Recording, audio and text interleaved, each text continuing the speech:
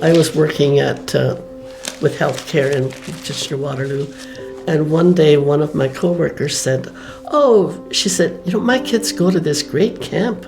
And I said, what camp is that? And she said, Conestoga Bible Camp. I said, what? I couldn't believe it. And she was singing its praises. And I said, well, that's my dad's camp.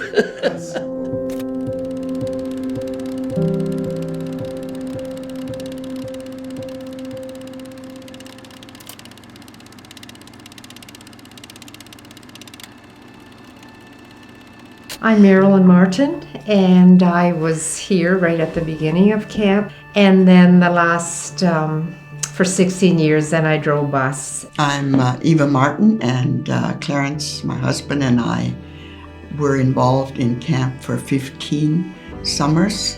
For Clarence, he just appreciated the time he spent here so much, and he should be here today to tell you how much he enjoyed the camp. And I'm Ruth Martin. I'm the daughter of John Martin, and I guess my biggest thing is that my dad was already 60 years old when he had this vision of starting a camp. And since then, it's gone far beyond what I think he ever dreamed.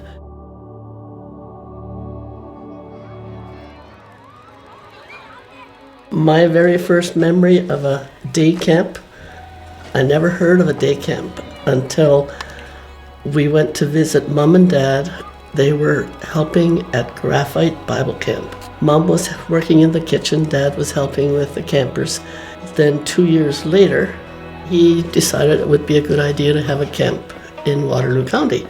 So he decided to go scout for a place, and he found Conestoga Lake was about the most suitable. And he rounded up people at Wallenstein Bible Chapel and a whole bunch of volunteers, like they were coming from everywhere. They started really redoing the whole landscape.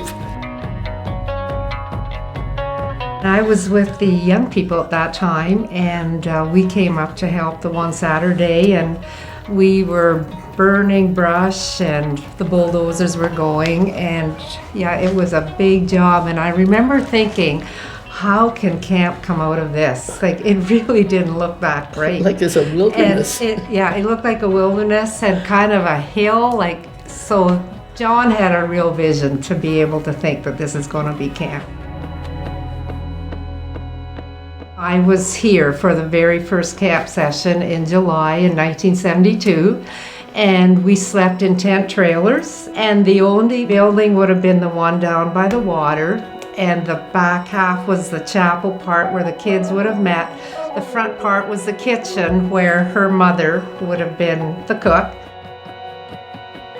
The other thing I remember about the first part of camp was we had ponies, and they had a carousel, so the ponies were on the carousel going round and round, and so that was fun.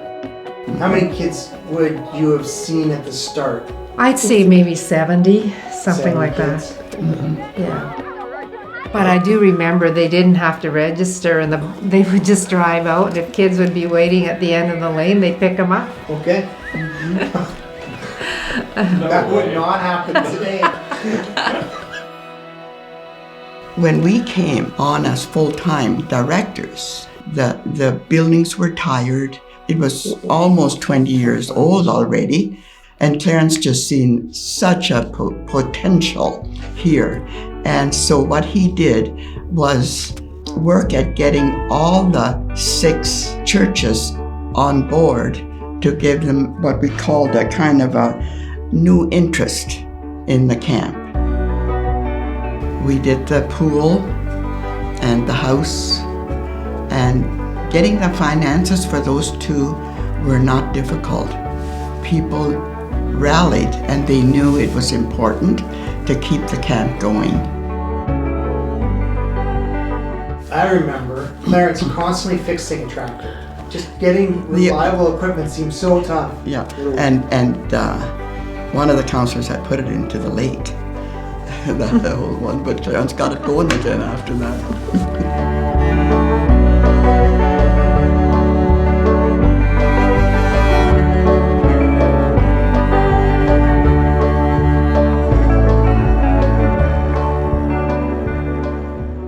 Many counselors have been baptized at Woodside, and usually in their testimonies, something is always said about how they grew at Conestoga Bible Camp and how their life changed because of that. I think many children do not come from happy homes. And to come to camp and see where there is love in action, caring and love in action, it's gotta mean so much to parents, to families, and then to see the counselors growing in the Lord. Where else can we do this?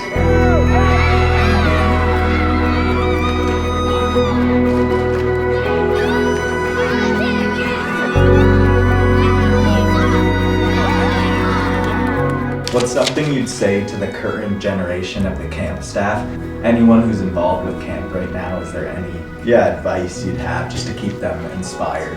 I'd say stay in the Word of God and just really love the Word, that you will be feeling free to share that with the kids and that it means something to you. Hang in there, because you never know. You don't always see results right away. Yeah. And you just don't know what God is doing behind the scenes. Yeah. We did our generation.